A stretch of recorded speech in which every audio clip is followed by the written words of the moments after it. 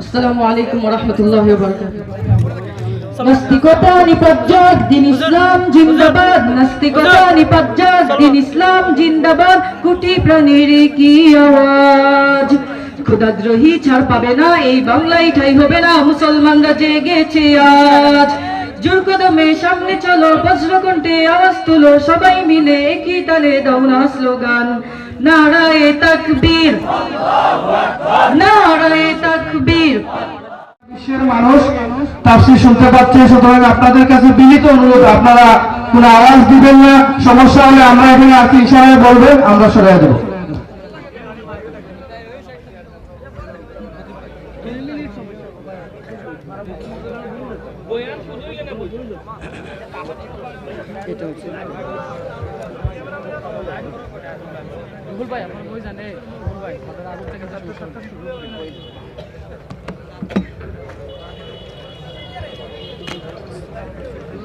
আসসালামু আলাইকুম ওয়া রাহমাতুল্লাহি ওয়া বারাকাতুহু।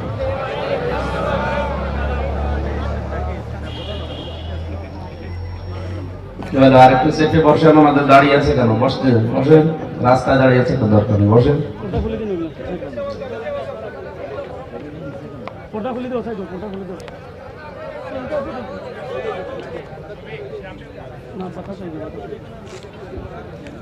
বসে পড়েন, কি একবার কথা বলতে হবে, বলবে পারো, বসেন। এখান থেকে যান, বসেন, ঠিক আছে, কিছু বেশিয়ে দেন।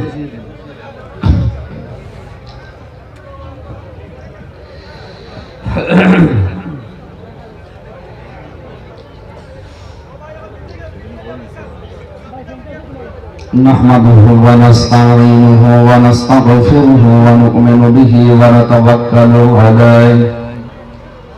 الحمد لله رب المشرقين ورب المغربين، الذي خلق كل شيء زوجين وأوجب علينا الإحسان بالوالدين. ونشهد أن لا إله إلا الله وحده لا شريك له، وأشهد أن محمدا عبده ورسوله سيد الكونين، صلى الله عليه وعلى آله وأصحابه وأتباعه أجمعين، ليلا ونهارا في الطرفين. فقد قال الله تعالى في كلامه المجيد وبرهانه التوحيد: أعوذ بالله من الشيطان الرجيم، بسم الله الرحمن الرحيم.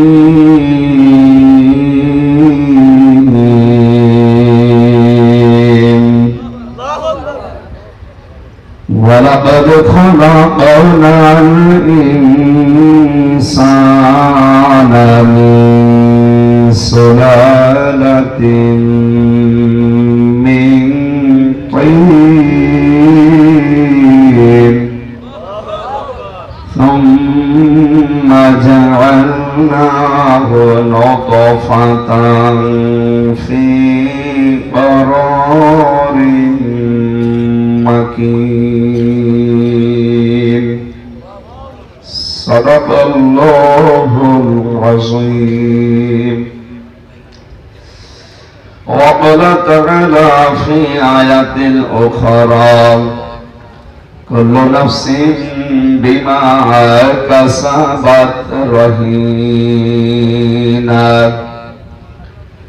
إلا أصحاب اليمين في جنات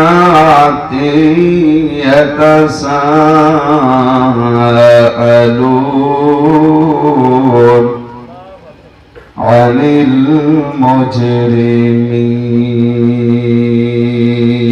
المجرمين. صدقت يا ربنا اللهم صل على محمد وأنزله المقعد المقرب عندك يوم القيامة جزا الله عنا محمدا صلى الله عليه وسلم রেখো মনেতে ভয় বান্দা খোদার দূর হয়ে যাবে বাধা সব তোমার আমার এক মালিক আছেন আসেন আমাদের রব আসেন আমাদের রব আলহামদুলিল্লাহ। নবভী বাজার জেলার কোলাউড়া থানার অন্তর্গত মিরশঙ্কর ইসলামী যুব ইসলামী সমাজ কল্যাণ পরিষদের উদ্যোগে 20তম 2 দিন ব্যাপী বাৎসরিক তাফসীর কোরআন মাহফিলের সমাপনী দিবসের স্বনামধন্য সভাপতি, আজকের মাহফিলের প্রধান বক্তা ইসলামিক চিন্তাবিদ মুফাসসিরে কোরআন জনাব মাওলানা কামরুল ইসলাম সাইদ আনসারী মাদারীপুর। এখানে এখনো পর্যন্ত যারা কথা বলবেন, বিশেষ করে সিলেটের সব জনাব মাওলানা মাহমুদুর রহমান দিলাওয়ার, মাওলানা হোসাইন আহমেদ মাহফুজ সহ গতকাল যারা ছিলেন মাওলানা সাজিদুর রহমান আজহারি, সাদিক সিকান্দার ভাই, তাদের হায়াতে তাজ্জুবা সিহাতে কুল্লিয়া কামনা করছি। সকলে বলেন আমিন। মঞ্চে বসা ওলামা ইকরাম, সামনে বসা মুসলমান ভাইরা, পর্দা আড়ালের সম্মানিত মা এবং বোনেরা, প্রশাসনিক ভাইরা, প্রান্তীয় কোলাউড়াবাসী,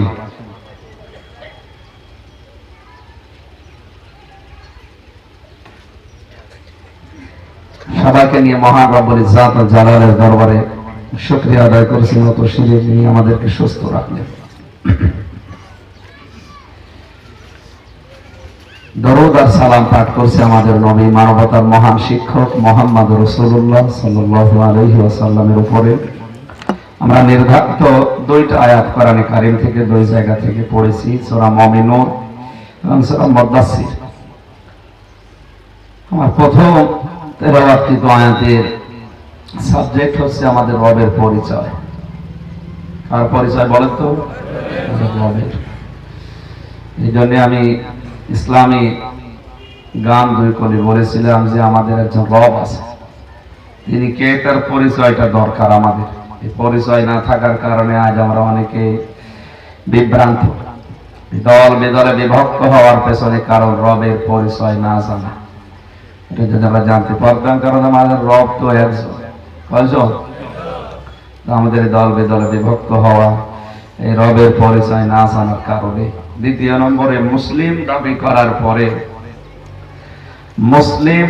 করার পরেও কোন মানুষগুলো জাহান্নামে সাকারে যাবে, তাদের পরিচয় আমি দ্বিতীয় তেলাওয়াতকৃত আয়াতগুলোতে তুলে ধরেছিলাম। আমরা যে কোনো একটা বিষয়ের উপরে কথা বলবো, কোনটা বলবো বলেন তো? বলেন, আপনারা বলেন, আপনাদের চাহিদা দেখে। হ্যাঁ ঠিক আছে। সূরা মুমিনুন 12-13 2টা আয়াত পড়েছি। আলোচনার বিষয় রবের পরিচয়।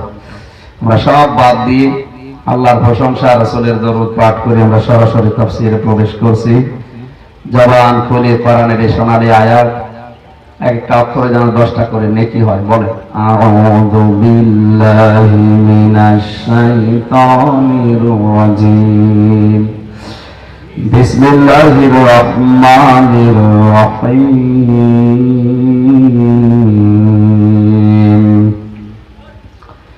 ওয়ালাকাদ খালাকনাল ইনসানা মিন সুলালাতিন মিন তিন সুম্মা জাআলনাহু নুতফাতান ফি قرارٍ مكين।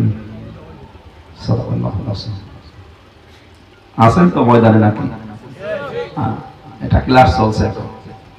আমরা 1-1.5 ঘন্টার একটা ক্লাস নেব। আপনারা ছাত্রের মতো জবাব দেবে।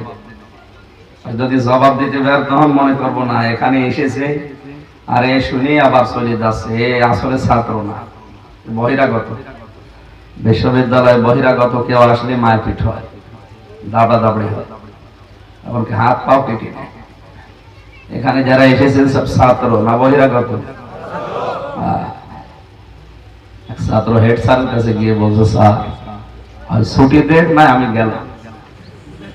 স্যার চিন্তা করছে যে পজিশন নিয়ে আছে, এ ছুটি দিলেও যাবে না দিলেও যাবে। বোঝায় তার রোল নাম্বার কত? 82। 82 ক্লাসে ছেলে মেয়ে কয়টা? 82টা। 82টা ছেলে মেয়ে ক্লাসে, রোল নাম্বার 82। ও কিন্তু ভালো ছাত্র। এই এখানে দায়িত্ব আছে কারা? মাইকে ইকো দিয়েন না, এখানে আওয়াজ হচ্ছে দেখছেন। ওর জীবনে কোনো উদ্দেশ্য নেই, এমনি ও আসে ঘোরাফেরা করে, একটু বান্ধবী বন্ধু দেখে চলে যায়। আপনাদের উদ্দেশ্য কি ওইটা? জবাব দেবেন একেবারে ছাত্রের মতো, রোল নাম্বার যেন 1 2 3 হয়। আমরা কোরআনে কারিমের গুরুত্বপূর্ণ একটা সূরা মুমিনুন, কি সূরা? 118টা আয়াত আছে। কয়টা? 6টা রুকু আছে। আমরা মাত্র 2টা আয়াত পড়েছি, আয়াতের সংখ্যা 12 13। মুমিনুন বহু বচন, মুমিন এক বচন। কোরআনে কারিমে কাফির বলে কোন সূরা নেই, কিন্তু কাফিরুন বলে সূরা আছে। এখানে মহান রব্বুল ইজ্জত ওয়াল জালাল যেটা জানিয়েছেন সূরা মুমিনুনের ভেতরে, মুমিনগণ কি? মুমিনগণ কি? মানুষের জীবনের সফলতা বিফলতা কি, এখানে প্রায় 10টা গুণ আল্লাহ তুলে ধরেছিলেন। যে কাদ আফলাহাল মুমিনুন, সফল তো তারা মুমিন যারা। আজ পৃথিবীতে আমরা সফলতা মনে করি দুনিয়ার এই সমস্ত ভোগ বিলাস অর্থ সম্পদের ভেতরে। আল্লাহ বলেন না, কাদ আফলাহাল মুমিনুন, সফলতা পেয়ে গেছে, পাবে তা না, পেয়ে গেছে। আফলাহা মুমিনুন যারা মুমিন হয়েছে। এখন মুমিন কারা? সফল হওয়ার জন্য যেহেতু মুমিন হওয়া শর্ত, মুমিন কারা? আমরা এক কথায় বলছি, মুমিন হচ্ছে যে মানুষগুলো বিশ্বাস করে আল্লাহ একজন আছে, কিয়ামতে জবাব দেওয়া লাগবে, আর মুহাম্মদুর রাসূলুল্লাহকে এই পৃথিবীতে আল্লাহ আমাদের আদর্শ করে পাঠিয়েছেন। এই 3টা বিষয় যারা 100% মেনে নিতে পারে এরা মুমিন। এরা কি? আল্লাহু ওয়ালিয়ুল্লাযিনা আমানু, ঈমান যারা আনে, এই মুমিন যারা হবে আল্লাহ নিজে তাদের বন্ধু হয়ে যায়। আল্লাহ যদি কারো সাথে বন্ধুত্ব করে অবশ্যই আল্লাহর দায়িত্ব তার উপরে আছে। আপনি বললেন আমি মুমিন, যেহেতু আল্লাহ ঘোষণা দিয়েছেন আপনি এখন আল্লাহর বন্ধু, অবশ্যই আমার আল্লাহর দায়িত্ব আপনার উপরে আছে। কি? ইখরিজুহুম মিনাজ যুলুমাতি ইলান নূর, আল্লাহ পাক মুমিনদেরকে অন্ধকারের পথ থেকে বের করে নিয়ে এসে আলোর পথ দেখায়। এখানে অন্ধকার জুলুমাত বহু বচন আল্লাহ দিয়েছেন। পৃথিবীর যত তৈরি করা নিয়ম নীতি আইন কানুন কোরআনের ভাষায় সবগুলো অন্ধকারের পথ, আর আলোর পথে পৃথিবীতে একটা, এজন্য নূর আল্লাহ এক বচন দিয়েছেন, তার নাম ইসলাম। জবাব দেবেন এবার। পৃথিবীর যত নিয়ম নীতি এখন তৈরি করা আছে ইসলাম বাদ দিয়ে প্রায় 4500 ধর্মই আছে। কত? 4500-এর উপরে ধর্ম আছে দুনিয়ায়। সবগুলো মানুষের বানানো, একটাও আল্লাহ পাঠায়নি। শুধু আল্লাহ একটাই পাঠিয়েছেন, তার নাম ইসলাম। তার নাম কি? এই জন্য ইসলামের ব্যাপারে আল্লাহ এক বচন দিয়েছেন, নূর।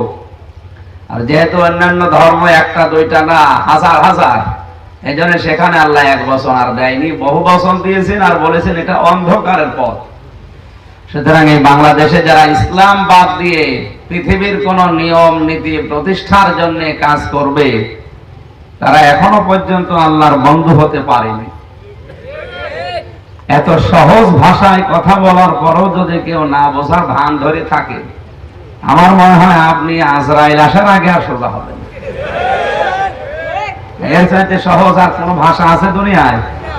আপনি আল্লাহর বন্ধু হতে চাইলে ইসলামের দিকে আপনাকে আসা লাগবে। আর মানুষের তৈরি করা নিয়ম নীতি, সে যে নিয়ম নীতি হোক, ধর্ম নিরপেক্ষ মতবাদ হতে পারে, খ্রিস্টান ধর্ম হতে পারে, কি কথা বলতেছে, হিন্দু ধর্ম হতে পারে, জাতীয়তাবাদ হতে পারে, যা বলেন, ইসলাম বাদ দিয়ে দুনিয়ায় যা আছে সবগুলো অন্ধকার। সব কি?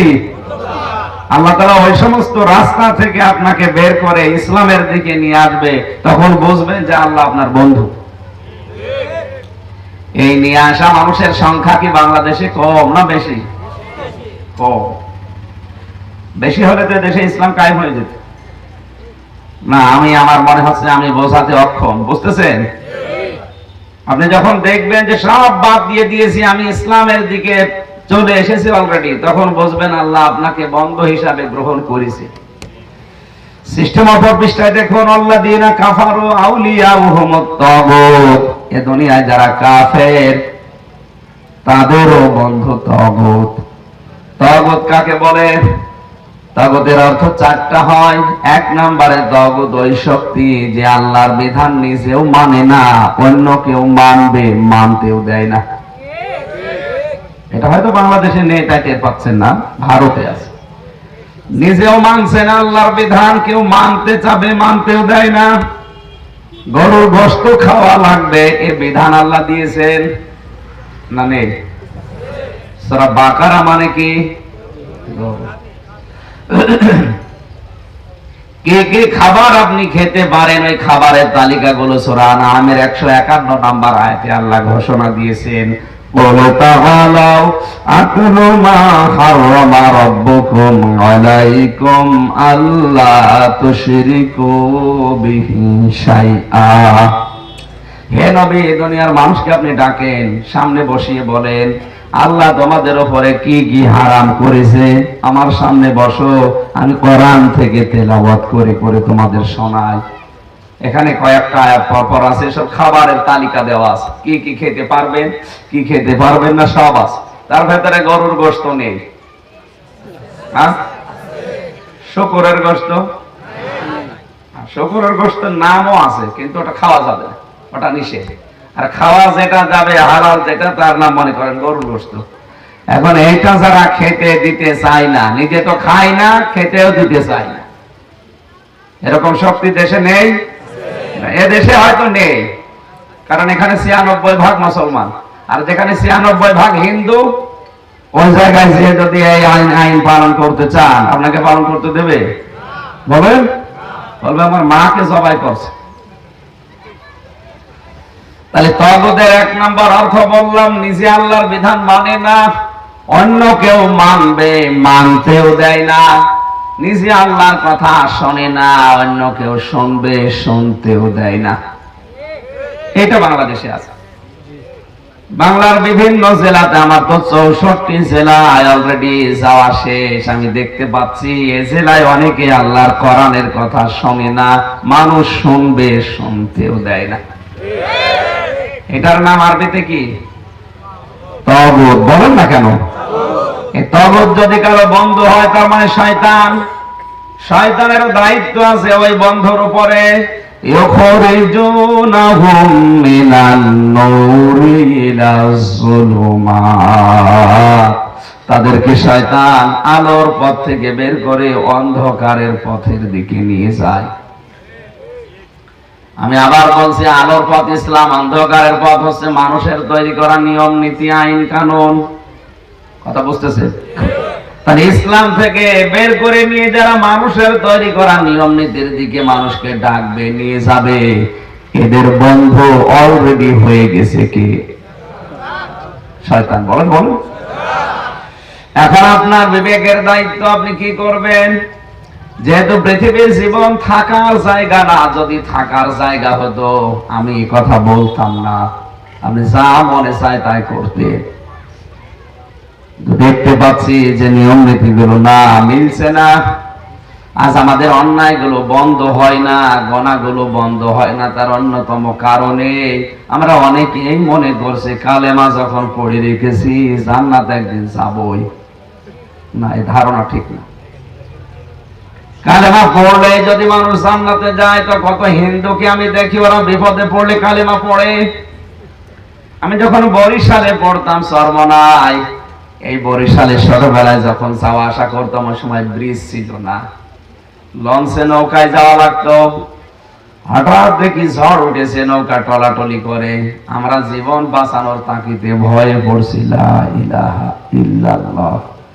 হিন্দু দাদা আর দাদি ওরাও পড়ছে লা ইলাহা ইল্লাল্লাহ।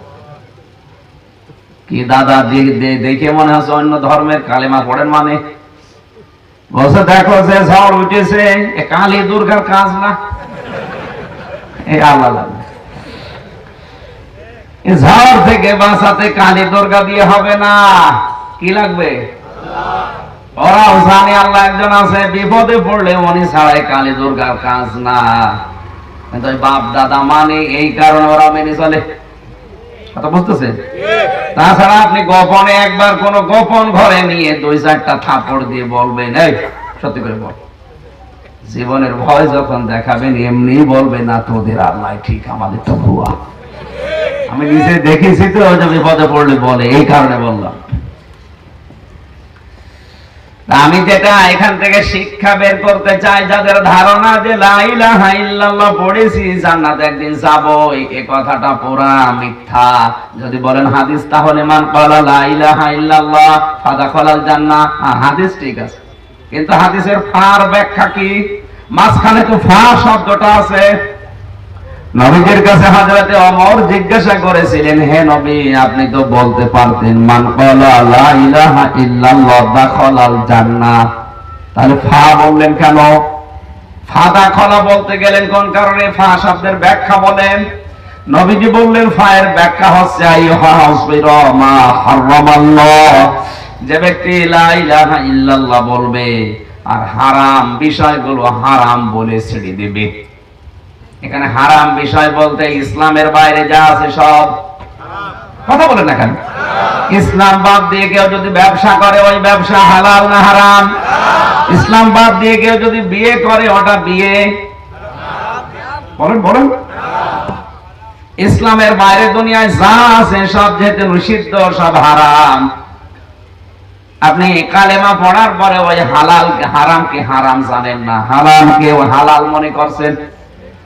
আর হালাল যেগুলো আছে, এই হালাল বিষয়গুলোকে যদি হালাল বলে আঁকড়িয়ে না ধরেন, আপনার কালেমা পড়া না পড়া সমান।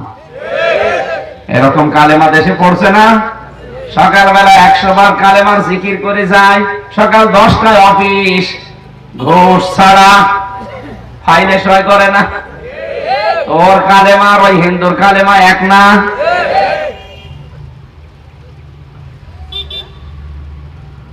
আশা করছি আপনি কোন অন্যায় যদি করেন, আর অন্যায় গুলো যদি কুফরি হয়, শিরিক হয়, কবিরা গুনাহ হয়, আর এটা যদি আপনি ইচ্ছাকৃত করেন, আবার বলছে এই খেয়াল করে, আমি গতানুগতিক কথা বলি না, আমি কথা বললে ওখান থেকে শিক্ষা নিয়ে আসে, আপনার জীবন যেন পাল্টায়। আপনি কোন অন্যায় করছেন, ওটা কুফরি হোক, শিরিক হোক, কবিরা গুনাহ হোক, ওটা যদি ইচ্ছাকৃত হয়, না জেনে করছেন ওটা আলাদা, কিন্তু ইচ্ছা করে যদি করে, আনন্দ চিত্তে করছেন, কোন চাপ নেই উপরে, তারপরেও করছেন, মনে লাগেছে করছেন, সেরকম আমি একটা বলছি, বলবো মানুষ হত্যা করা। আমায় ইয়াকতুল মুমিনা মুতাআম্মিদান, সূরা নিসা 5 নম্বর পারা 12 নম্বর পৃষ্ঠা 7 নম্বর লাইনের 93 নম্বর আয়াত। এটা কোন মানুষ যদি মুমিন হত্যা করে, আর হত্যা যদি ইচ্ছাকৃত হয়, আপনি মনে করছেন এখান থেকে তীর মারলেন, 2 কিলোমিটার দূরে তীরটা যে একজন মানুষের বুকে বিঁধল, লোকটা মারা গেল, আপনি কি ইচ্ছা করে করেছেন? না। আর সামনে একজন দাঁড়িয়ে আছে, অস্ত্র বের করে আপনি টিপে দিলেন, কোন চাপ নেই।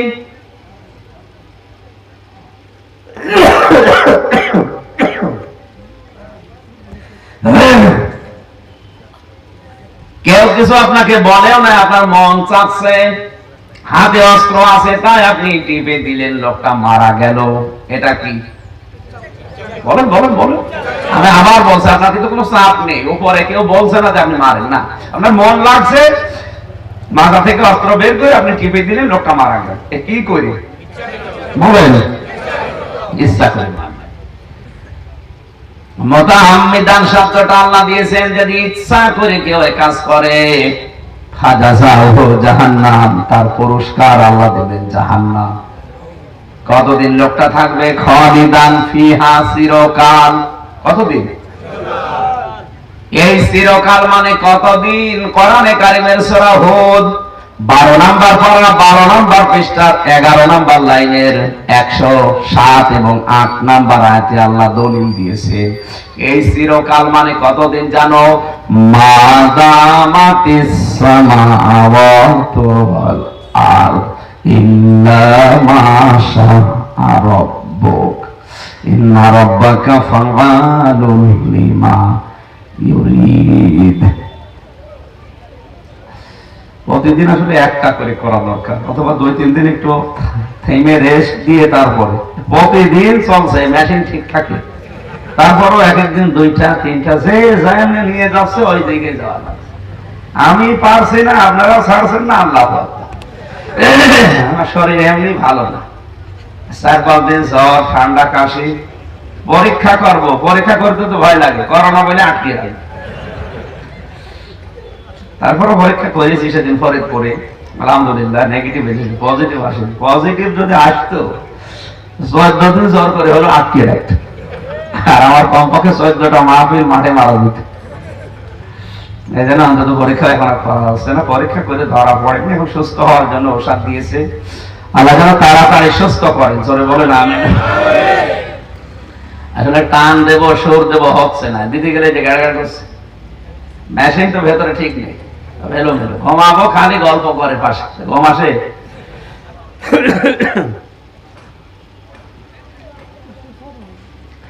ফ্যান চলছিল, দরকার হালকা দেন, হালকা দেন, টেপ দেন যেন ঘরে, এদিক ওদিকে ঘরে, তাহলে ভালো।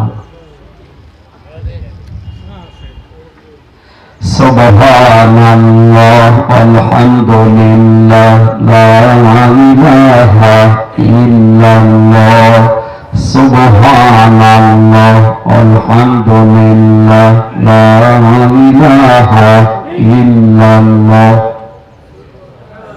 আমি জিকির করতে বললাম, আপনাকে জিকির করছে? মহিলা প্যান্ডেলে যদি বলতাম যে জিকির করে, আমার মনে হয় 3 গুণ আওয়াজ দিত। আপনারা পুরুষ মানুষ আছেন তো? দেখেন তো, দেখো জায়গা মতো তাকিয়ে দেখছে পুরুষ মানুষ আছে কি। আমি জিকির করলে পুরুষের মতো করে, বলে সুবহানাল্লাহ আলহামদুলিল্লাহ লা ইলাহা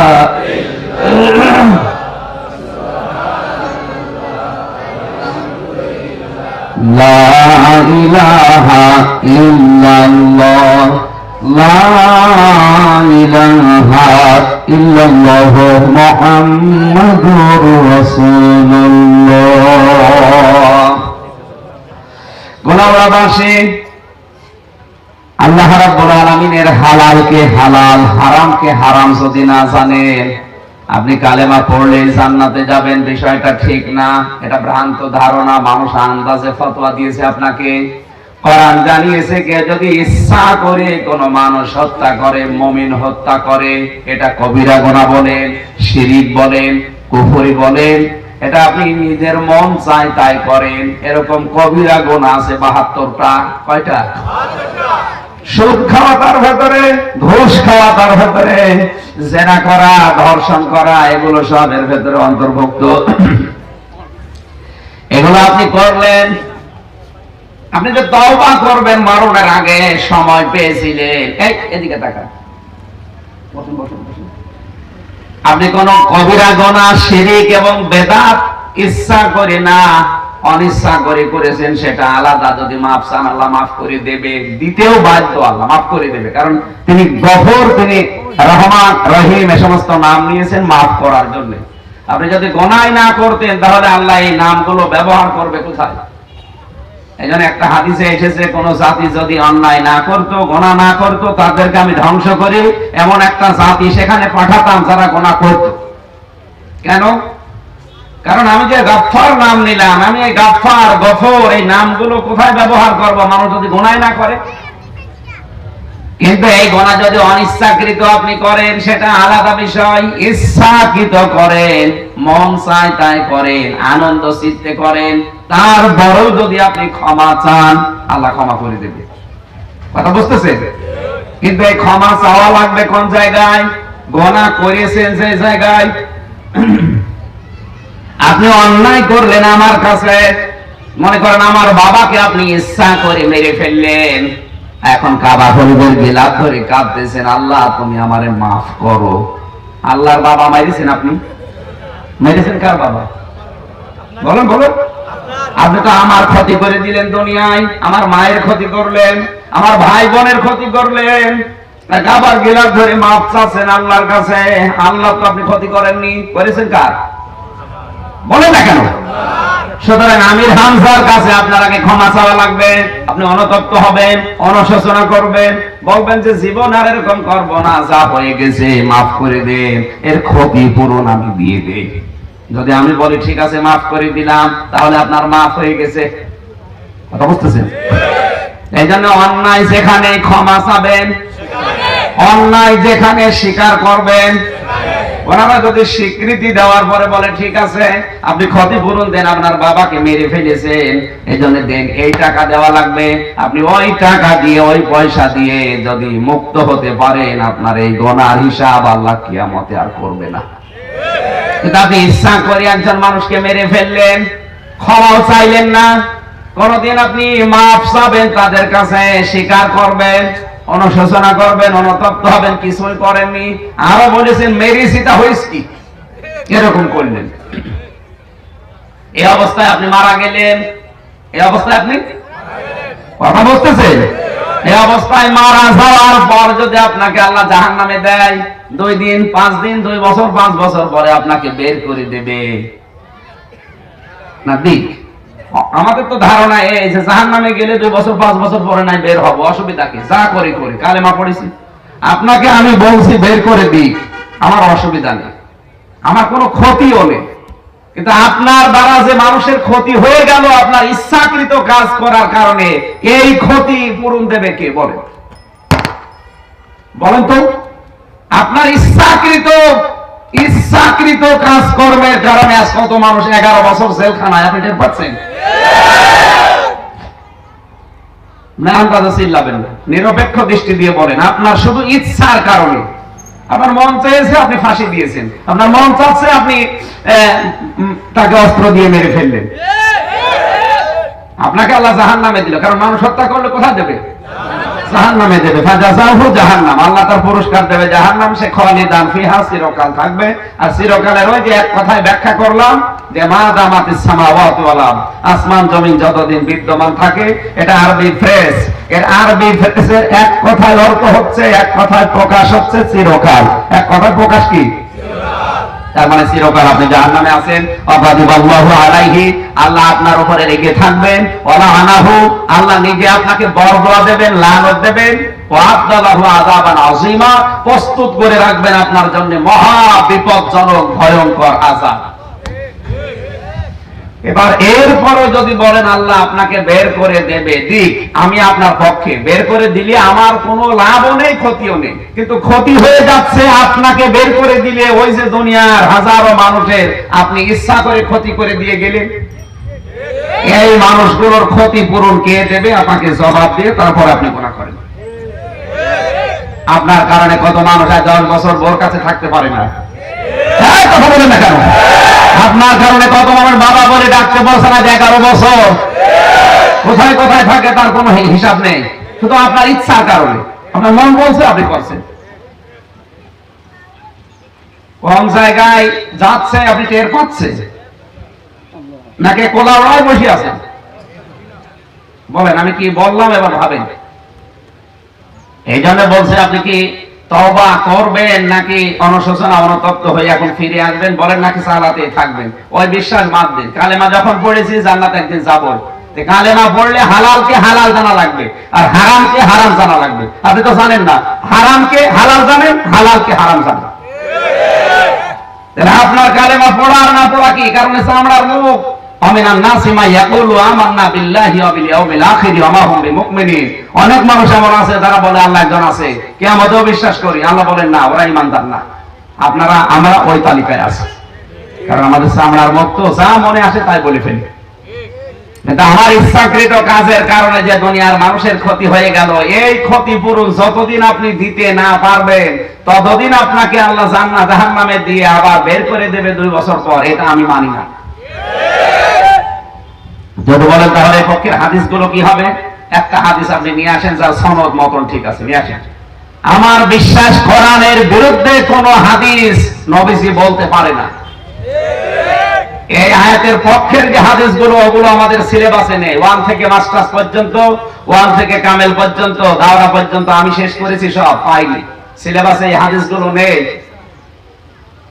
জাহান্নামে আপনি অন্যায় করার পরে তাওবা না করে যাওয়ার পরে যদি আল্লাহ বের করে দেয়, তাহলে আপনার জীবনেও কি গুনাহ থামবে? বলেন বলেন। আপনি জীবনেও নিজেকে কন্ট্রোল করতে পারবেন না, কারণ শয়তান তো বসে নেই। আপনার পাপ আরো বাড়বে, আরো 180 মাইল থেকে চালাবে। কিন্তু যদি বলতে পারতাম তওবা না করে মারা গেলে কিন্তু আপনার খবর আছে, আপনি চিন্তা করতেন না। কখন মরণ আসে বলা যায় না, তওবা এখনই করা লাগবে। আর তওবা মানে থেমে যাওয়া, তওবা মানে যে অন্যায় করছেন, যুবকরা যারা অন্যায় লিপ্ত আছেন, কখন মরণ আসে বলা যায় না, এক্ষুনি থেমে যাওয়া লাগবে। কখন? এক্ষুনি। আপনি আবার উল্টা বুঝবেন না যে জাহান্নামে দেওয়ার পর আর বের হবে না, এই কথা বলে গেলেন। আমি ওইটা বলিনি। আমি বলতে চাচ্ছি যে ইচ্ছা করে যদি অন্যায় করে, তওবা করার সময় ছিল আপনি করেননি, খেলায় খেলায় সময়গুলো নষ্ট করে আরো বৃদ্ধি আপনি বাড়িয়েছেন, আপনার অহংকার হিংসা নিয়ে আপনি মারা গেলেন। আপনাকে আল্লাহ জাহান্নামে দিয়ে 2 বছর পরে যদি বের করে দেয়, তাহলে এ বিচার আসলে এ খেলা চোরা, এ পাগলামি, এ বিচার না। সূরা সমার 23 নাম্বার পারা, 19 নাম্বার পৃষ্ঠা, 11 নাম্বার লাইনের 19-20 এই 2টা আয়াত পড়ার জন্য যারা জ্ঞানী মানুষ আলেম তারা বলবেন। সূরা সমারের 19-20 নাম্বার আয়াত। আফামান হাক্কা আলাইহি কালিমাতুল আযাব আফা আনতা তুনকিযু মান ফিন নার। হে নবী, আমি তাকে বিচার ফয়সালা করে দণ্ডাদেশ দিয়ে দিয়েছি যে লোকটা জাহান্নামে আছে, আপনি কি পারবেন তাকে জাহান্নামের আগুন থেকে বের করে নিয়ে আসতে? নবীকে যদি আল্লাহ এই কথা বলে, আপনার কি মনে হয় বলেন? কোন খ্রিস্টান, ইহুদি, হিন্দু, কাফের তাদের জন্য আল্লাহ নবীকে কথা বলতে পারে? তারা তো চিরজীবনের জন্য জাহান্নামী হয়ে গেছে, তাদের জন্য তো বলার কথা না। বলতে পারে হয়তো যারা মুসলিম দাবি করে এই কাজগুলো করছে, জাহান্নামে আছে, তাদের জন্য। আর বিচার কয়বার হয় বলেন তো? বলেন, বিচার কয়বার করবে আল্লাহ? কিয়ামতে একবার বিচার করে দিল, আবার আরেকবার 10 বছর পরে বিচার করবে। উনি কি খেলা করবে? এই জন্য আহ্বান জানাচ্ছে, এখনো থামেনি। সময় যেহেতু বারবার জীবন ফিরে আসবে না, একটাই শেষ। যে যে জায়গায় আছেন, আপনি যদি কিয়ামত পর্যন্ত হায়াত পেতেন, তাহলে আপনার জন্য আমার ওয়াজ ছিল না। যেহেতু আপনার গ্যারান্টি নেই, আপনি বসে আছেন, দাঁড়াবেন, সেই গ্যারান্টি আপনার হাতে। সুতরাং এক্ষুনি পাল্টাতে হবে। কখন? যে যে অন্যায় আছে, অন্যায়টা এই মুহূর্তে ছেড়ে দেওয়ার সিদ্ধান্ত নেওয়া লাগবে, তাহলে এই মাহফিল সাকসেস। তাছাড়া এই কয় বছর চলছে, 20 বছর কেন, এ যদি 100 বছরও চলে, আপনার কোনো উপকার হবে না। শুধু আসবেন, এই ফুল ফুল দেখবেন, চলে যাবেন। যা আমি আশা করছি আপনারা যে যেখানে যে অন্যায় আছেন, কবিরা গোনা কয়টা বলেছিলাম? 72টা। বলেন না কেন? এই 72টার ভেতরে মেয়ের সম্পদ ফাঁকি দেওয়াও আছে। এক কথা বললেন না কেন? কত মানুষ, আমি হজে গিয়ে দেখেছিলাম 16 সালে, ছেলের নামে ভালো ভালো জমিগুলো, সম্পদগুলো, দোকানগুলো সব লিখে দেয়, আর মেয়ের মাথায় হাত দিয়ে বলে, মা তোর জন্য দোয়া করে দিলাম। এটা টাটকা নির্ভেজাল শয়তান।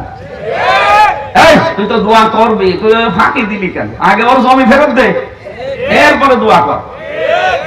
জমি সব ছেলের নামে লিখে দিয়ে বলছে, মা তোর জন্য দোয়া করে দিলে। আপনার হজ কবুল হওয়া তো দূরের কথা, জিদ্দার বিমানবন্দর আসবে না, বাংলাদেশ বিমানবন্দর তো দূরের কথা। এটা কি গোনা ছিল? এটা সূরা নিসার 11 নম্বর আয়াতে আল্লাহ দলিল দিয়েছেন, ইউসিকুমুল্লাহু ফি আওলাদিকুম লিযাকারি মিসলু হাদ্দিল উনসায়াইন। হে পৃথিবীর বাবারা, আমি আল্লাহর ওয়াদে, আমার আল্লাহর উপদেশ তোমাদের উপরে, আমি আল্লাহর ওয়াজ নসিহত, এই যে এক ছেলে যদি 1 টাকা পায়, এক মেয়ে অন্তত 8 আনা পাবে। আপনি এই বিচার না মেনে ছেলের নামে সব লিখে মেয়েকে ফাঁকি দিলেন, আপনি এই কবিরা গুনাহ করেও মাফ চাননি, তাওবা করেননি, এই জমি ফেরত দেননি, আপনার জীবনের কোনো ইবাদত আল্লাহ কবুল করবে না। আর মরণের সময় যখন মারা যাবেন আপনি বেঈমান হয়ে মরবেন, ঈমান পাবেন না। এই জন্য আমি কবিরা গুনাহগুলো যারা করছেন, শিরিক বেদাত ইচ্ছা করে যারা করছেন, থেমে যান। তখন মরণ চলে আসে, বলা যায় না। এই অবস্থায় যদি আপনি মারা গিয়ে জাহান্নামে চলে যান, তখন আপনার দুনিয়া শেষ, আখিরাতও শেষ। আমরা এইটা বলার জন্য আসি, আল্লাহ আমাদেরকে যেন পরিবর্তন হওয়ার তৌফিক দেন। সরে বলেন আমিন। কাফেরদের কাজই ওইটা। কাফের যদি না, শয়তান যদি কারো বন্ধু হয়, শয়তানের বন্ধুত্বের কারণ হচ্ছে ইসলাম থেকে কি করে দূরে সরিয়ে অন্ধকারের পথের দিকে, মানুষের তৈরি করা আইনের দিকে লাগিয়ে দেওয়া যায়। এটা হচ্ছে শয়তান যাদের বন্ধু তাদের কাজ। আমরা শয়তানের বন্ধু না আল্লাহর? আরো সরে বলেন আল্লাহ বন্ধুত্ব করার জন্য আমাদেরকে চিঠি দিয়েছেন, সেই চিঠির নাম হচ্ছে কোরআন। এই কোরআন থেকে একটা লাইন মাত্র পড়েছি, সূরা মুমিনুনের 11, 12, 13 নম্বর আয়াত। আল্লাহ রাব্বুল আলামিন বলেন, ওয়ালাকাদ খালাকনাল ইনসান, অবশ্যই আমরা মানুষ বানিয়েছি, মিন সুলালাতিন মিন তিন, মাটির সারাংশ থেকে। কি থেকে? মানুষ আমি আল্লাহ বানিয়েছি মাটি দিয়ে বা মাটির সারাংশ দিয়ে। আর মাটি বানিয়েছি, আমি বললাম না এটা ক্লাস চলছে, মানুষ বানিয়েছে আল্লাহ মাটি দিয়ে, মাটি বানিয়েছে। কিছু জানেন না, না এমনি এমনি বসে আছেন আপনি নাকি কিছু জানেন? মানুষ বানিয়েছে আল্লাহ মাটি দিয়ে। মাটি বানিয়েছে 10টা জিনিস লাগে মাটি বানাতে। কয়টা? মাটির ভেতরে আছে sodium, iron, aluminium, magnesium, potassium, hydrogen, nitrogen, calcium, এরকম 10টা জিনিস দিয়ে আল্লাহ মাটি বানিয়েছে। এই মাটি বানাতে উপাদান লাগে বলেন তো কয়টা? আর মানুষ বানিয়েছে আল্লাহ কি দিয়ে? ওই মাটি দিয়ে, যে মাটির ভেতরে উপাদান আছে। বিজ্ঞান এখন মানুষের এই বডিকে গবেষণা করে দেখেছে 10টা বিষয় দিয়ে মানুষ হয় না, মানুষ বানাতে হলে কমপক্ষে 13টা উপাদান লাগে। আমরা যাবো ইনশাআল্লাহ সামনে। তাহলে প্রথম ব্যাখ্যা হচ্ছে মানুষ বানিয়েছে আল্লাহ। না, ছাত্রের মতো জবাব দেওয়া লাগবে না, হবে না। জোরে বলেন কি দিয়ে? মানুষ যে মাটির তৈরি, এর ব্যাখ্যা আবার 3টা। কয়টা? 1 নম্বরে আমাদের আদি পিতা যিনি আবুল বাশার হযরতে আদম, তিনি সরাসরি মাটির তৈরি। হযরতে জিবরাইল, মিকাইল, ইসরাফিল 3 জন ফেরেশতা এ দুনিয়াতে এসেছিলেন মাটি নেওয়ার জন্য। মাটির কন্দন দেখে তারা নিতে পারেনি। সর্বশেষ ফেরেশতা আজরাইল এসে মাটি তো নিয়েছে, তার এক খামসা মাটির ভেতরে ছিল 40 মণ। ফেরেশতাদেরকে আল্লাহ বললেন, এই বডি বানাও আদমের, এই যে এই থুতনি থেকে শুরু করে পা পর্যন্ত ফেরেশতারা এটা পোড়াটা বানিয়েছে। ফেরেশতারা বানিয়েছে তাও 1-2 হাত না, 120 হাত লম্বা, 36 হাত মোটা, বিশাল দেহ পড়ে আছে। সিত্তনা সিরান, 60 গজ, 120 হাত, 36 হাত মোটা করে ফেলে রেখেছে, নড়াচড়া নেই। আল্লাহ পাক বলেন, দাঁড়া, এই যে আকৃতি, এটা আমি আল্লাহ নিজের হাত দিয়ে বানাবো। লাকাদ খালাকনাল ইনসানা ফি আহসানি তাকওয়িম, অবশ্যই আমি আল্লাহ মানুষের আকৃতি সবচাইতে সুন্দর করে বানিয়েছি। এতে পৃথিবীর কোন সৃষ্টির সাথে মানুষের আকৃতি দেখবেন মিলবে না। এত সুন্দর করে আল্লাহ কাউকে বানায়নি। এই বিশাল দেহ যখনই আকৃতি বানানোর পরে পড়ে আছে, আল্লাহ নিজের পক্ষ থেকে একটা হুকুম তার ভেতরে দিলেন, যে হুকুমের নাম হচ্ছে রূহ। নাম কি? ওয়ায়াসআলুনাকা আনির রূহ কুল রূহু মিন আমরি রাব্বি। হে নবী, আপনি বলেন, ওরা যদি জিজ্ঞাসা করে রূহ কি,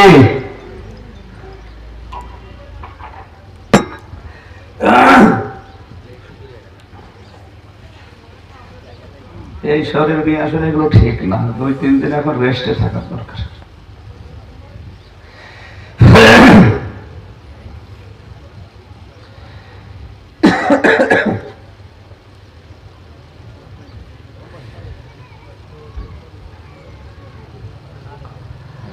না কিছু লাগবে না ভাই, ওগুলো দিয়ে হবে না।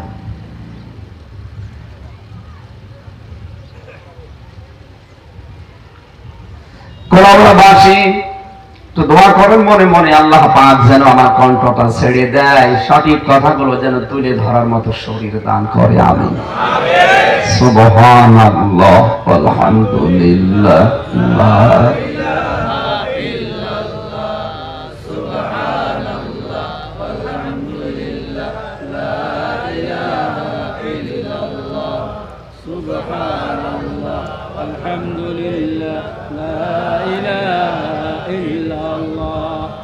Subhanallah, alhamdulillah, la ilaha illallah. Subhanallah, alhamdulillah, la ilaha illallah. Subhanallah, alhamdulillah, la ilaha illallah. অনেক গুরুত্বপূর্ণ তথ্য আজকে আয়াতের ভেতর থেকে বের হবে ইনশাআল্লাহ। আল্লাহ যেন ডেলিভারি দেওয়ার তৌফিক আমাকে ভিক্ষা দেন। আমিন। আকৃতি তৈরি করার পরে আল্লাহ যে হুকুমটা দিলেন, নাম কি বললাম? এর রূহটা আল্লাহ নাক দিয়ে দিয়েছিলেন। নাকের ভেতরে কিছু গেলে দেখবেন বিড় বিড় বিড় বিড় করে। হযরতে আদমের রূহ দেওয়ার পরে বিড় বিড় করছিল। হযরতে আদম একটা হাসি দিয়ে ফেলেছিলেন। এই হাসি দেওয়ার সঙ্গে সঙ্গে তার জবান দিয়ে বের হয়েছে আলহামদুলিল্লাহ। আল্লাহ রাব্বুল আলামিন এত বেশি খুশি হলেন এই শব্দটায়, কিয়ামত পর্যন্ত আদমের সন্তান যারা আসবে তারা যদি হাসি দেয় সঙ্গে সঙ্গে যেন বলে আলহামদুলিল্লাহ। শুধু আলহামদুলিল্লাহ বলবে তা না, ওর পাশে যে থাকবে সে যেন বলে ইয়ারহামুকাল্লাহ। ওর পাশে যে থাকবে সে যেন বলে ইয়াহদিকাল্লাহ। চিন্তা করলাম এত কথা বলা লাগে কেন? বিজ্ঞানে আলহামদুলিল্লাহ হাসি দেওয়ার পরে গবেষণা চালিয়েছে যে হাসির ভেতরে কি আছে এমন। হযরতে আদমকে ফেরেশতারা বানিয়েছিল মাটি দিয়ে, পানি দিয়ে। কথা বুঝতেছেন? এই যে বিভিন্ন জাম খড় ফোটা বিভিন্ন জিনিস তার ভেতরে লেগেছিল, তিনি যখন হাসি দিয়েছিলেন এই 120 হাত লম্বা বডির ভেতরে যত জাম ছিল, যত ময়লা মাটি ছিল সব আল্লাহ নাক দিয়ে বের করে দিয়েছিলেন। এই হাসি নিয়ে আপনি গবেষণা করা যাবেন। গাজীপুরের মৃত্তিকা গবেষণাগার আছে গাজীপুর জেলায়, ওখানে হাসি নিয়ে যাবেন। গবেষণা করে দেখা যাচ্ছে একবার যদি মানুষ হাসি দেয়, সারাদিন সারা রাতে চলতে ফিরতে যত রকমের চাপ বাতাসের ভেতরে এই ধুলাবালির মাধ্যমে আপনার ভেতরে প্রবেশ করছে, হাসি দিলে 40 থেকে 42 হাজার টাকা খরচ করলে শরীরে যে উপকার হয়, একবার হাসি দিলে ওই উপকার হয়। এখানে কিয়ামত পর্যন্ত আদমের সন্তানের জন্য আল্লাহ হাসি দেওয়ার সঙ্গে সঙ্গে আলহামদুলিল্লাহ বলা বাধ্যতামূলক করে দিয়েছেন আপনার নিজের উপকারের জন্য। কারণ এত বড় উপকার যেটা 42 হাজার টাকা খরচ হতো। কথা বুঝতেছেন? মানুষ মাটির তৈরি, 1 নম্বর ব্যাখ্যায় বুঝলাম আমাদের আদি পিতা মাটির তৈরি। 2 নম্বর ব্যাখ্যা, পৃথিবীর সব খাবার তৈরি হয় মাটি দিয়ে। কি দিয়ে? প্রতিটি খাবারের উৎস কিন্তু মাটি। এই খাবার যখন খায় আমার মা বাবা, তখন রক্ত তৈরি হয়। এই রক্ত থেকে তৈরি হয় বীর্য। এই বীর্য আমার মায়ের রেহেমের ভেতরে যাবার পরে আস্তে আস্তে আমি তৈরি হয়েছি। তাহলে মূল উৎস কি? বলেন বলেন।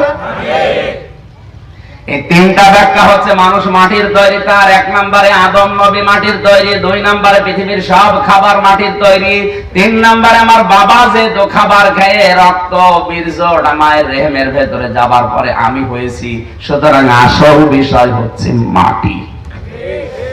আল্লাহ রাব্বুল আলামিন বলেন সুম্মা জাআলনাহু নুতফাতান ফি করারিন মাকিন। আমি আল্লাহ বাবার স্ফলিঙ্গে দিয়ে যেটা বের হয়ে আসে, এই নাপাক পানিটা পৃথিবীর কোন মার্কেটে 1 টাকায়ও বিক্রি হবে? কথা বলে না কেন? আপনার বাবার যে নাপাক পানিটা দিয়ে আপনি তৈরি, এটা যদি কোলাউড়া বাজারে কেউ নিয়ে বসে 2 টাকা নেবেন? ফ্রি দিলে নেবেন? ফ্রি দিলেও কেউ নেয় না, চায় রানা দাম দুনিয়ায় কোনো মার্কেটে নেই, অথচ ওইটা দিয়ে আমার রব বিজ্ঞান এখন দেখতে পাচ্ছে ব্যাখ্যায় বিজ্ঞান জানিয়েছে বাবার এই স্ফলিঙ্গ দিয়ে যেটা বের হয়ে আসে নাপাক পানিটা মায়ের রেহেম পর্যন্ত যেতে 40,000 রুহ ওর ভেতরে থাকে। 1 ফোঁটা নাপাক বীর্যের ভেতরে 40,000 রুহ থাকে। বাবার লজ্জাস্থান থেকে বের হয়ে এরা দৌড় দেয়। আমিও ছিলাম, আপনিও ছিলেন। মায়ের ওই রেহেমের করারি মাকিং যেটা সুরক্ষিত জায়গা, ওখানে পর্যন্ত যেতে কত কিছু বাধা অতিক্রম করা লাগে। মায়ের জরায়ুর দেওয়ালের সাথে অনেকে ধাক্কা লেগে পড়ে যায়, অনেকে পাল্লা দিতে গিয়ে পড়ে যায়, পায়ের সাথে পা লেগে পড়ে যায়, মারা যায়। ওই পর্যন্ত মাত্র 1টা 2টা 3টা 13টা পর্যন্ত এই দুনিয়ায় স্থান পেয়েছে। ক্যালিফোর্নিয়ার এক মহিলা 13টা সন্তান জন্ম দিয়েছে একবারে। আমি আমার মায়ের একা, এই জন্য আমি একাই ওই জায়গায় ফার্স্ট হয়েছিলাম। 39,999টা আমার সাথে পারে নাই, সব মারা গেছে, পেছনে পড়ে গেছে। আমি আগে গিয়ে ওই জায়গাটা দখল করেছি। আল্লাহ রাব্বুল আলামিন বলেন এই নাপাক পানিটাকে আমি কি করি জানো? সুম্মা খলাকনান নুতফাতা গালাকাতান ফাখলাকনাল গালাকাতা মুদগাতান। এটা 40 দিন ভাবে রাখি আমি এই বীর্যটাকে। 40 দিনের পরে এটাকে আমি আল্লাহ নতফা বানাই। এই নতফা 40 দিন একাধারে থাকলে এটাকে আমি আলাক বানাই। আলাক মানে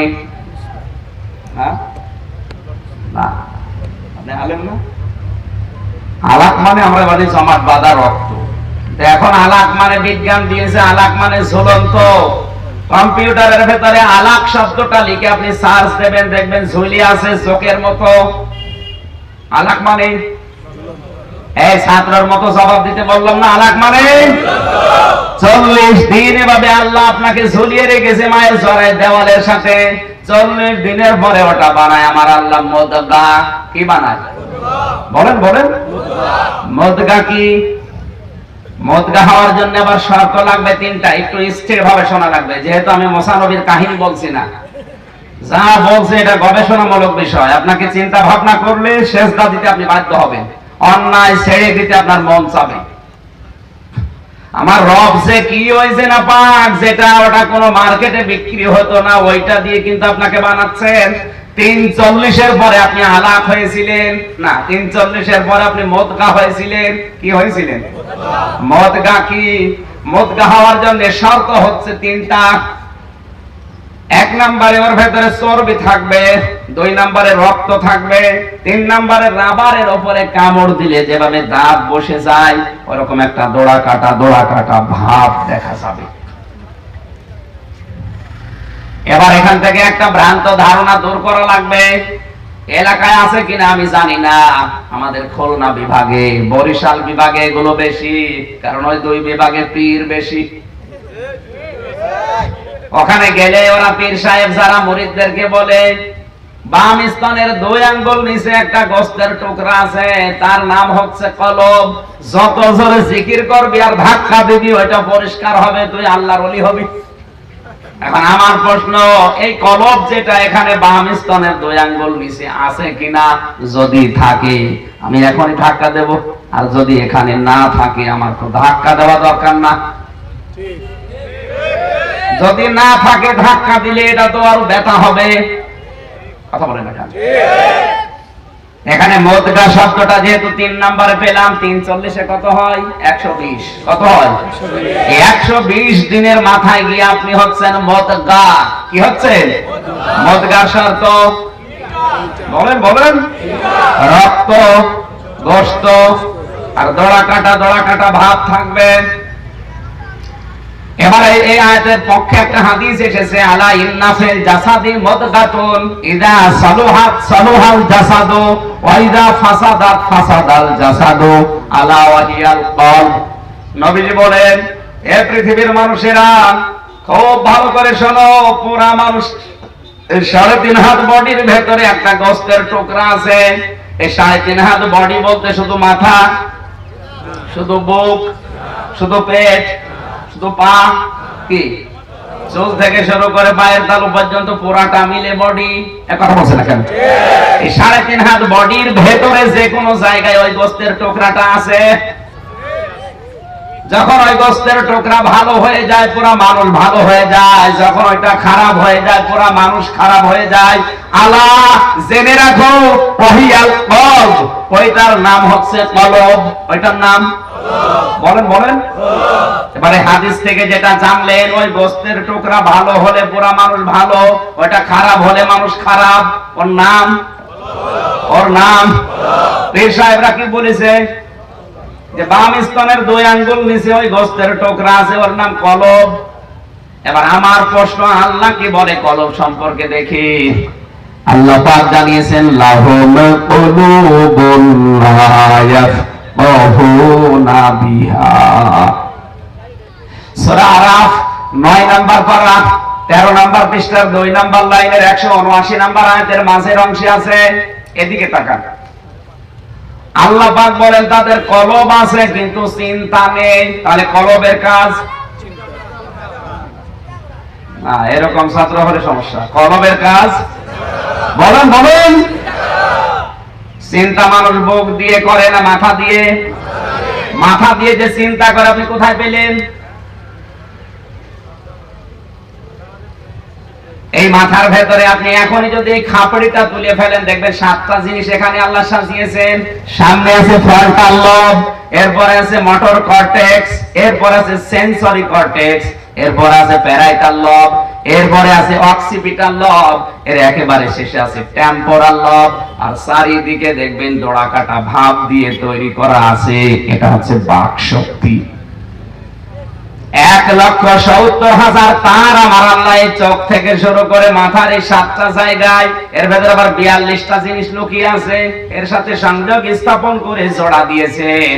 মানুষ মনে করছেন চোখ দিয়ে দেখে না, চোখ দিয়ে দেখার পরে ওই তারটা আমার আল্লাহ সংবাদ দিয়ে দেয়, সঙ্গে সঙ্গে ওই তার থেকে সিদ্ধান্ত আসে, হয় লাঠি হাতে নিয়ে অথবা পেছনে দৌড় দিয়ে। যদি সাপ দেখেন, কি দিয়ে দেখেন বলেন বলেন? চোখ দিয়ে দেখার পরে কি আপনার সব হয়ে যাচ্ছে? না, এই চোখের সাথে যে তারগুলো আছে কয়টা বললাম? 1,70,000, 7টা। এক ছাত্র এসে কাঁদছিল বাবার কাছে, কাঁদিস কেন? বলছে রেজাল্ট দিয়েছে। রেজাল্ট দিয়েছে কাঁদিস কেন? তুই কি ফেল না পাস? কথা বলে না, যে ধমক দিয়েছে, ওই তুই ফেল করলি না পাস করলি? বলছে আব্বা ফেল করলে তো কথা ছিল, ছিলাম 5-এ, নামিয়ে দিয়েছে 3। ফেল করলে তো কাজ ছিল, ক্লাসে থাকতে পারবো। এমন রেজাল্ট আমার, নামিয়ে দিয়েছে। এখনো 5-এ উঠতে আমার আরো 3 বছর লাগবে। ও যে জবাব দিচ্ছে, ওরে 5 থেকে 6-এ না, কিসে দেওয়া লাগবে? 1। আমি এরকম ছাত্র চাই না। আপনি জবাব দেবেন একেবারে রোল নাম্বার 1, 2, 3 এর মতো। এইদিকে অ্যাক্টিভ না হলে তো বুঝবেন না, পরে যাই আবার গেবত করবেন, কি বলে গেল বুঝলাম না। আমার কথা বুঝতে হলো আপনার ভেতরে একটু মাল থাকা লাগবে।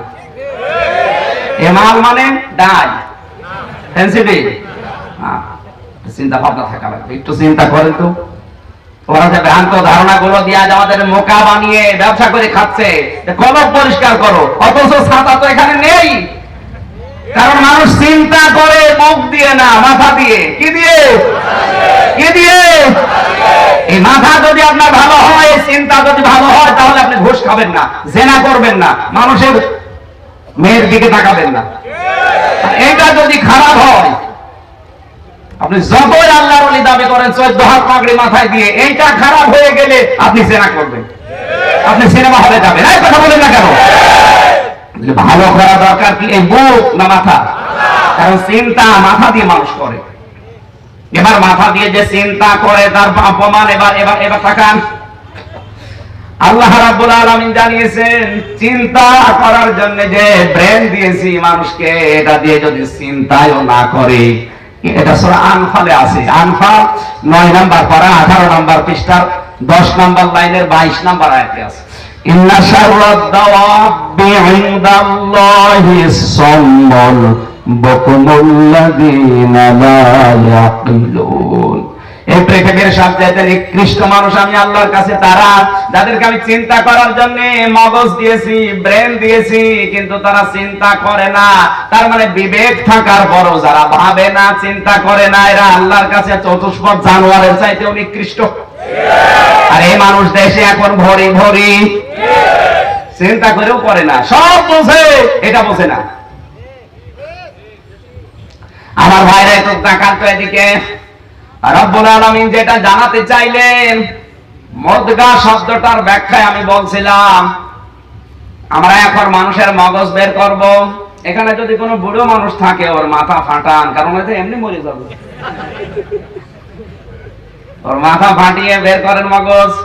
আর এই যে মানুষের বুক, এখান থেকে এই চামড়া ফেলে দিয়ে গোশতের টুকরা বের করে আনেন। যে মুদগার শর্ত বললাম 3টা, কোন জায়গায় পাওয়া যাবে আপনার কমন সেন্সকে জিজ্ঞাসা করেন। মুদগার শর্ত বলেছিলাম কয়টা? 3টা। একটা হচ্ছে রক্ত, আর একটা চর্বি, আর একটা রাবারের উপরে কামড় দিলে দাঁত বসে গেলে যেমন জোড়া কাটা ভাব হয় ওই রকম। আপনি বুকের গোশতের ভেতরে হয়তো চর্বি পাবেন, রক্ত পাবেন, কিন্তু জোড়া কাটা ভাব পাবেন না। মগজের ভেতরে আপনি কিন্তু ঠিকই এই 3টা শর্ত পেয়ে যাবেন, রক্ত আছে, চর্বি আছে। এই কথা বলি না কেন? আর আমরা কোরআনের বাণী থেকে জানলাম যে মানুষ চিন্তা করে মাথা দিয়ে। চিন্তা করে কি দিয়ে? কারণ কলবের কাজ চিন্তা করা। চিন্তা মানুষ বুক দিয়ে, পেট দিয়ে করে না, এটা মাথা দিয়ে করে। আর এটা ভালো হলে মানুষ ভালো হয়ে যায়, এইটা খারাপ হলে চরিত্র খারাপ হয়ে যায়। সুতরাং এখন থেকে এই ভ্রান্ত ধারণাবাদ, আন্দাজে জিকির করো, হু হু করো, পরিষ্কার করো। এত বুক ব্যথা হয়। আপনি এইটা পরিষ্কার করবেন। কি পরিষ্কার করবেন? এই ফ্রন্টাল লবের ভেতরে 7টা জিনিস লুকিয়ে আছে। এই motor cortex, sensory cortex, parietal লব, অক্সিপিটাল লব, টেম্পোরাল লব আর বাকশক্তি। কম্পিউটার থাকলে আপনি এমনি আল্লাহকে সেজদা দিতে বাধ্য হবেন সেজদা দিতে। ইনি আমার রব। ইনি কে? এবার রবের 5টা ব্যাখ্যা আমি কোরআনে পেয়েছি, 19টা অর্থ পেয়েছি, আর সামারাইজ করে আমি 5টা বানিয়েছি। তার 1 নম্বরে, নেই থেকে ধীরে ধীরে পূর্ণতায় যিনি পৌঁছিয়ে দেন তার নাম আরবিতে রব। কি বললাম যেন? নেই থেকে ধীরে ধীরে পূর্ণতায় যিনি পৌঁছিয়ে দেন তার আরবিতে নাম। আমরা কি ছিলাম? নেই। বলে আপনি কি উল্লেখ করার মতো কিছু ছিলেন না? নাই থেকে ধীরে ধীরে আমির হামজা বানিয়েছে, ওনার নাম কি? রব। আল্লাহ বলেন যে মুদগা 340-এর পরে পড়ে আছে, ওর ভেতরে কোনো চোখ কি নেই, কোনো হাড় নেই, কোনো চামড়া দেওয়া নেই, শুধু গোশতের একটা টুকরা পড়ে আছে। আমি আল্লাহ আমার এই রব নামের কারণে তোকে 206টা হাড় দিয়েছি, পুরা 3.5 হাত বডির ভেতরে। বাড়ি যে সুবহানাল্লাহ বলবি। হাড় আছে শরীরের ভেতরে কয়টা? 206টা হাড়, তাও এক মাপের না, এক একটা হাড় এক এক রকম। আঙ্গুলের মাথায় যে হাড় আছে, এই হাড় কিন্তু এই আঙ্গুলের গোড়ায় নেই। বলেন না কেন? শুধু হাড় দিয়েই যদি শেষ করে দিতাম জীবন, তুই চেয়ারে বসতে পারতি না। এই জন্য পুরা 3.5 হাত বডিতে 206টা হাড়ে 360টা জয়েন্ট দিয়েছি, জোড়া দিয়েছি। শুধু জোড়া দিয়েই শেষ করে দেয়নি, যেখানে দেখবি জোড়া দেওয়া আছে, জয়েন্ট দেওয়া আছে, ওখানে কিছু চামড়া আমি আল্লাহ জড়ো করে রেখেছি। এই জন্য পুরো শরীরে আছে 9768 প্রকার চামড়া। 9768 প্রকার চামড়া দিয়ে তোর এই বডিটা আমি আল্লাহ ঢেকে দিয়েছি। এই যে কোরআনের আয়াতের ফাখালাকনাল মুদগাতা ইযামান মানে চামড়া, ফাকাসাওনাল ইযামা লাহমা, তোর এই চামড়াকে আমি আল্লাহ শুধুমাত্র ঢেকে দিয়েছি, এক প্রকার চামড়া দিয়ে না। যদি এক প্রকার চামড়া দিতাম তাহলে কি হতো জানিস? সারা দেশের মানুষের দেখি এই সওয়ালে কোনো শীত লাগে না, মুখে শীত লাগে, অথচ এর পাশে কিন্তু এই কানের চামড়া মুখের চামড়া প্রায় একরকম। কানে শীত লাগে, এই জন্য কান মোজা পাওয়া যায়, হাতে শীত লাগে হাত মোজা পাওয়া যায়, তা আজ পর্যন্ত মুখ মোজা পাওয়া গেছে না। না, এই যে মুখের যে চামড়া, এইটুকু চামড়ার সাথে পুরা শরীরের কোন জায়গার চামড়ার আর মিল নেই, কারণ প্রত্যেকটা চামড়া আলাদা আলাদা। এটা হচ্ছে মানুষের সিকিউরিটি লক। সিকিউরিটি লক দিয়েছেন আমার এই মোবাইলে, আপনি টিপ দিলেই খুলতে পারবেন না। 5টা অক্ষর আছে, এটা যদি টিপ দেয় তাহলে এই মোবাইল খুলে যাবে। কথা বুঝতেছেন? মানুষকে আল্লাহ সিকিউরিটি লক দিয়েছেন কমপক্ষে 5টা, তার ভেতরে চামড়া একটা।